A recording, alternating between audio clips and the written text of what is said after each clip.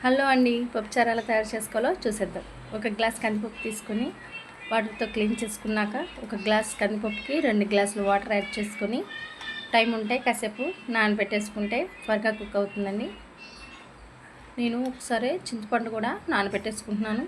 ఒక పెద్ద size tomato, 3 పచ్చిమిరపకాయలు, కొంచెం పసుపు, 2 డ్రాప్స్ ఆయిల్ యాడ్ చేసుకుంటున్నాను. విజిల్ వచ్చినప్పుడు వాటర్ బయటకు రాకుండా ఉండటం కోసం ఈ ఆయిల్ యాడ్ చేసుకుంటారండి. 3-4 విజిల్స్ వచ్చినంత వరకు కుక్ చేసుకోవాలి. ఈ లోపల వేరొక గిన్నెలో తాలింపు వేసుకున్నాక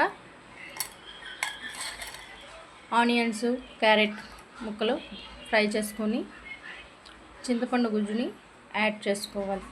పులుపుకు తగిన విధంగా వాటర్ యాడ్ చేసుకొని కొంచెం పసుపు, ఉప్పు, కారం వేసుకొని 10 minutes కుక్ అయినాక ముందుగా ప్రిపేర్ చేసుకున్న పప్పుని యాడ్ చేసుకోవాలి.